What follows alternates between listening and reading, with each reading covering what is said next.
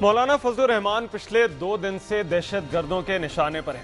کل مولانا فضل الرحمان کے استقبالیہ جلوس میں خودکش حملہ آور نے خود کو دھماکے سے اڑا کر 9 لوگوں کی جان لے لی، اور آج ایک بار پھر شدت پسند عناصر نے چارسدہ میں ان کے قافلے کو نشانہ بنایا، اور اس بار ایک ایس ایچ او سمیت 12 افراد جان سے چلے گئے۔ ایک تاثر عام ہے کہ دینی مدارس عسکریت پسندوں کی تربیت گاہ رہے ہیں اور مذہب کے نام پر ہی معصوم ذہنوں سے کھیل کر خودکش حملہ آور تیار کیے جاتے ہیں۔ مولانا فضل الرحمان مذہبی سیاسی جماعت کے سربراہ ہونے کے ساتھ ساتھ چند بڑے دینی مدارس کے سرپرست اعلیٰ بھی ہیں، جن کی وجہ سے انہیں اب تک طالبان سے منسوب کیا جاتا رہا۔ کہا یہ جاتا ہے کہ مذہب اور مدرسہ وہ 2 بڑی مماثلتیں ہیں جو بہت حد تک مولانا فضل الرحمان کو طالبان کے لیے ہر دل عزیز شخصیت بنائے ہوئے ہیں، اور خود مولانا بھی طالبان کے زبردست حامی جانے جاتے تھے۔ لیکن یکے بعد دیگرے مولانا فضل الرحمان کے جلسے میں یہ 2 خودکش حملے کے اس بات کی جانب اشارہ ہیں کہ مولانا فضل الرحمان جیسی مذہبی اور سیاسی شخصیات کو بھی طالبان اپنے راستے کا پتھر سمجھ رہے۔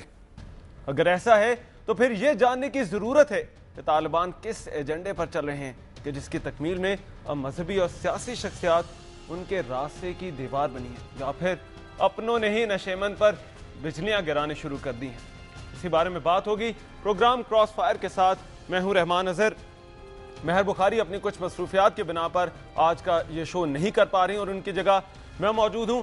اس معاملے پر مولانا فضل الرحمان پر یکے بعد دیگرے 2 حملے بات کرنے کے لیے ہمارے ساتھ موجود ہیں مولانا عبدالغفور حیدری، سیکریٹری جنرل ہیں جمعیت علماء اسلام فضل الرحمان گروپ کے۔ مولانا عبدالغفور حیدری، آپ سے گفتگو کا آغاز کروں گا۔ ایک سوال جو کہ میرے ذہن میں ابھرتا ہے، کون ہے ان حملوں کے پیچھے؟ طالبان اور آپ کی دشمنی، جو کہ ایک عام تاثر ہے کہ یہ حملے ان کے جانب سے ہیں، یہ بات کچھ سمجھ میں نہیں آتی۔ بسم اللہ الرحمن الرحیم۔ مولانا فضل الرحمان صاحب پر کل یا آج یہ جو 2 حملے دیکھنے میں آئے ہیں، اس سے پہلے بھی مولانا فضل الرحمان صاحب کے گھر پہ راکٹ حملے ہوئے ہیں، ان کے بیٹے پر، ان کے بھائی پر بھی حملہ ہوا ہے، اور پچھلے 8 ماہ میں جب ایک وہاں الیکشن ہو رہا تھا ڈیرہ اسماعیل خان میں، تو اس موقع پر بھی دہشت گردوں نے حملہ کر کے ہمارے مرکزی ناظم مالیات خواجہ محمد زاہد کو شہید کیا تھا، اور اس کے ساتھ ایک سینئر رہنما ہمارا وہ بھی شہید ہوا تھا۔ تو یہ 2 حملے جو کل یا آج ہوئے ہیں، ہم سمجھتے ہیں کہ یہ ایک مسلسل ایک کوشش رہی ہے مولانا صاحب کو راستے سے ہٹانے کا۔ عبدالغفور حیدری صاحب، کوشش تو ہوئی ہے، مگر کون کر رہا ہے یہ کوشش؟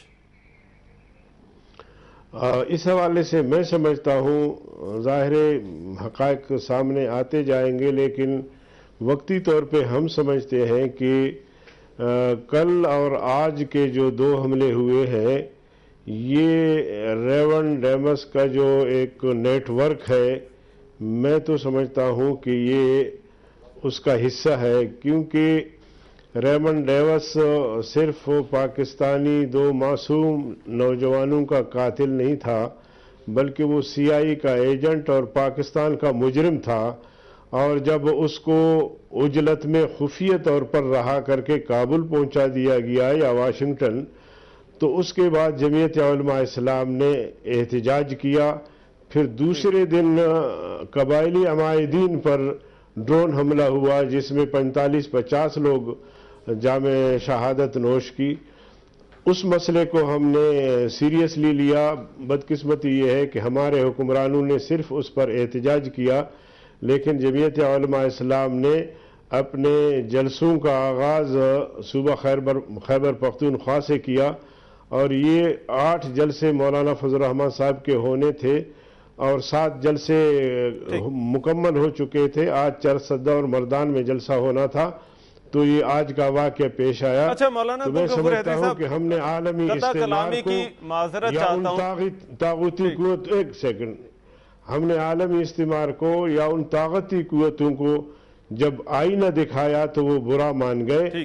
تو ہم سمجھتے ہیں کہ اس قسم کے جو بڑے بڑے واقعات ہوتے ہیں، اس میں अमरीकी CIA, ब्लैक वाटर और इस तरह वो तागूती ताकतें शामिल हैं जो पाकिस्तान में अमन नहीं चाहते। अच्छा, चले मैं आपसे और भी बात करनी। अभी ANP के जाहिद खान सेक्रेटरी जनरल हैं उनकी जमात के, वो भी हमें ज्वाइन कर रहे हैं। जाहिद खान, कुछ बात आपने भी सुनी होगी मौलाना अब्दुल गफूर हैदरी की। उन्होंने कहा कि CIA और अमरीका इन दोनों हमलों के पीछे हैं। आप क्या कहते हैं? देखिए जी, जाहिर है उनके ये दावा है या उनकी शक है, होगा, लेकिन सबसे जो पहले अहम बात है वो यही है कि इस मुल्क में दहशतगर्दी जो शुरू हुई किस वजह से हुई, वो कोल्ड वार के जरिए जब अमेरिका और रूस का ये शुरू हुआ, ये सिलसिला हम जो इस नासूर में आज मुब्तला है, ये उसी की कड़ी है। लेकिन देखिए, कोई भी करता है, अगर वो CIA करवाते हैं या कोई और एजेंसी जो बैरूनी मुल्की है, लेकिन अलाकार तो हमारे अपने लोग बने हुए हैं जो अपने आप को तालिबान कहते हैं, लेकिन हम उनको दहशतगर्द कहते हैं, जो दूसरों के अलाकार बन के अपनी छोटे मफादात के खातिर हमारे मुल्क को बर्बादी की तरफ लेके जाना चाहते हैं। देखिए, मौलाना फजल रहमान से एक सियासी लीडर है और एक मजहबी लीडर भी है, और उसके ऊपर ये दो हमले पैदर पे जो कल हुआ और आज हुआ, जिसमें बेगुनाह जाने जाई हुई है। अब देखे ना, वो कोई अमेरिकन नहीं आया था या कोई दूसरी कौमियत से कोई बंदा नहीं आया था, हमारे अपने लोग। मगर जाहिद खान साहब, उसमें आपकी हुकूमत की नाकामी भी तो है ना। अमन अमान की जो सूरत हाल है इस वक्त खैबर पख्तूनख्वा में। देखिए मेरे भाई, आप एक चीज को जो आज मेरे हुकूमत की नाकामी को समझ रहे हैं, हम पे भी तो ये हमले हो रहे हैं, हम पे भी तो हमारे हुजरों के अंदर भी हुई है, हमारे कायद पे भी हुई है, हमारे 600 साढ़े 600 कारकुन शहीद हुए। आप हमें दाद देना चाहिए कि हम उन दहशतगर्दों के आगे खड़े हैं और मुकाबला कर रहे हैं। हम अभी तक हार नहीं माने, न हम झुके हैं। और ये वो लोग हैं। देखिए, अगर वो ये जो आप कह रहे हैं कि हमारे सिक्योरिटी या हमारी हुकूमत नाकाम होती तो खुदा न खास्ता कि बहुत बड़ा नुकसान होता। कल का जो वाकया हुआ है उसमें हमारी पुलिस ने अपने जाम शहादत नोश की है। देखिए, उन कुर्बानियों की यकीनन जाहिद खान साहब, उन कुर्बानियों की यकीनन बहुत ज्यादा कदर है, मगर इन्हें रोकना भी तो है ना। अब मैं एक नुक्ता मौलाना अब्दुल गफूर हैदरी ने जो पहले बात की थी, आपसे भी उस पर जरा बात करना चाहूंगा। पहले मौलाना अब्दुल गफूर हैदरी, आपने कहा कि CIA और अमरीका है, तो इसका तो ये मतलब निकलता है कि फिर CIA और अमरीका इस तरह से खुद को हमलावर खरीदते हैं, उनको इस्तेमाल करते हैं, हमारे ही मुल्क में इस तरह की कार्रवाइयां कर रहे हैं। तो यही बात तो वजीर दाखिला रहमान मलिक भी कहते हैं। देखिए जी, जहां तक इस बात का ताल्लुक है कि उसमें इस्तेमाल पाकिस्तानी हो रहे हैं, बिल्कुल इसमें शक नहीं है। और ये रवात के साथ जो ब्लैक वाटर का हेडक्वार्टर है, और यहाँ भी पाकिस्तानी ही वहाँ ट्रेनिंग हासिल करते हैं, हमारे रिटायर्ड फौजी वहाँ ट्रेनिंग हासिल करते हैं, फिर उनके सवाबदीद पे होते हैं जो भी उनसे वो काम ले। इस्तेमाल कोई भी हो सकता है, लेकिन एक मास्टर माइंड होता है। मैं समझता हूँ कि मास्टर माइंड वो है। दूसरी बात यह है कि जाहिद खान साहब ने दुरुस्त फरमाया कि अमन अमान बहरहाल पूरे सूबे का, पूरे मुल्क का मसला है, लेकिन किसी न किसी हवाले से कम सूबाई हुकूमत की भी और विफाकी हुकूमत की भी जिम्मेदारी बनती है। देखें, मौलाना फजल रहमान साहब कोई आम लीडर नहीं है, बल्कि एक बड़े पाए के लीडर भी हैं और वजीर आजम जैसी उनकी शख्सियत भी है, उस लेवल की वो उनकी शख्सियत है। तो जहाँ तक उनके सिक्योरिटी का मसला है, तो उन्हें इस तरह का कम से कम सिक्योरिटी मिलनी चाहिए। अगर वजीर आजम के बराबर का सिक्योरिटी उन्हें नहीं मिलता तो कम से कम मौलाना साहब मेरा सवाल जो है, मेरा सवाल अभी भी अपनी जगह पर है।